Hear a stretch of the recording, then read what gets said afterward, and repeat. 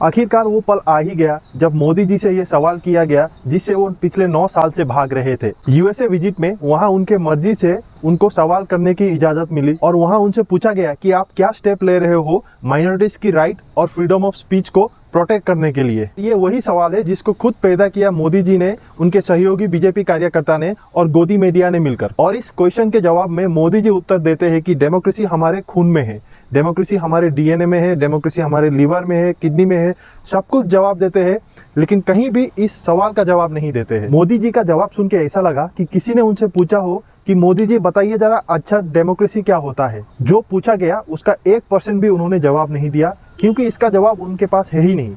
ना इसका जवाब भारत में है, ना इसका जवाब अमेरिका में है। राष्ट्रपति बाइडेन की पत्नी को हीरा देकर अपने लिए जीरा भी हासिल नहीं कर पाए मोदी जी, क्योंकि इस सवाल ने उनके पूरे विजिट पर पानी फेर दिया। प्रधानमंत्री का जवाब सुन के हमें समझ में आता है कि कैसे भारत में अच्छा डेमोक्रेसी का पालन हो रहा है, और जब अच्छा डेमोक्रेसी का पालन हो ही रहा है तो माइनॉरिटी को दबाने का कोई सवाल ही पैदा नहीं होता।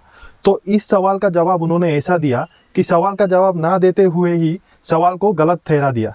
उनके जवाब में कितने सच्चाई है ये तो हम नहीं बता सकते, लेकिन बहुत सारे रिपोर्ट देखने के बाद ऐसा लगता है कि जवाब में कुछ तो काला है। इस सज्जन को क्या तकलीफ है भाई, क्या तकलीफ है इनको? अभी बदत है भाई, अभी बदत है। 2015 में दादरी के मोहम्मद अखलाक को मार दिया गया इन अफवाहों पे कि उसने गाय का मांस खाया था। काश उस रात लाउडस्पीकर से वो आवाज ना गूंजी होती, काश उस रात मंदिर के लाउडस्पीकर से वो अफवाह ना फैलाई गई होती, क्योंकि ग्रेटर नोएडा के बिसहाड़ा गांव में हुई अखलाक की हत्या लाउडस्पीकर से निकली अफवाह का नतीजा है। और आज तक उन अपराधी पे कोई कार्रवाई नहीं हुई है, बल्कि वो अपराधी तो अब चुनाव भी लड़ने वाले हैं। उसी साल 2015 में देश में कई चर्चेस पर हमला भी हुए। 2015 के बाद से स्वयं चले गाय रक्षकों ने बहुत सारे मुसलमानों पे जानलेवा हमले किए, और बुलडोजर राजनीति पर भी सबसे ज्यादा मार मुसलमान लोगों ने ही झेली, जिसमें बहुत सारे मुसलमानों के घर तोड़े गए। और हम सब लोग जानते हैं कि कैसे मोदी सरकार ने अपने बड़े नेता के द्वारा दिए गए मुस्लिम विरोधी बयानों को अनदेखा कर दिया।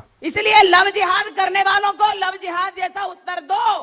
अपनी लड़कियों को सुरक्षित रखो, अपनी लड़कियों को संस्कारित करो, अपने घर में हथियार रखो, कुछ नहीं तो सब्जी काटने वाला चाकू जरा तेज रखो।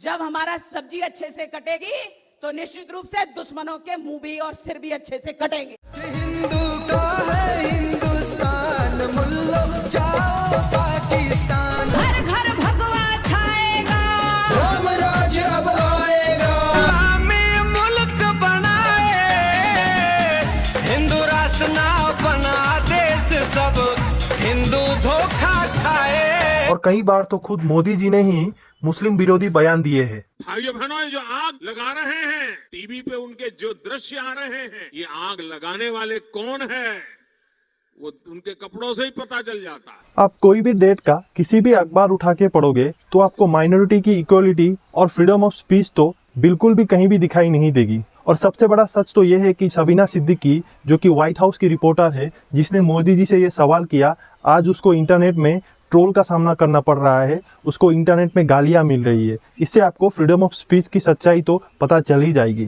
हमें लगता था कि ये सवाल इंडिया में नहीं बल्कि सिर्फ अमेरिका में पूछा जा सकता था, लेकिन हम गलत थे। मोदी जी से सवाल ना इंडिया में ना अमेरिका में पूछा जा सकता है। कोई भी ये सवाल करता है उसको इंटरनेट में ट्रोल का सामना करना पड़ेगा और उसको इंटरनेट में हैरेस किया जाएगा, ताकि वो मेंटली अंदर से टूट जाए। अगर शबीना सिद्दीकी भारत से होती तो अब तक वो जेल में चली गई होती।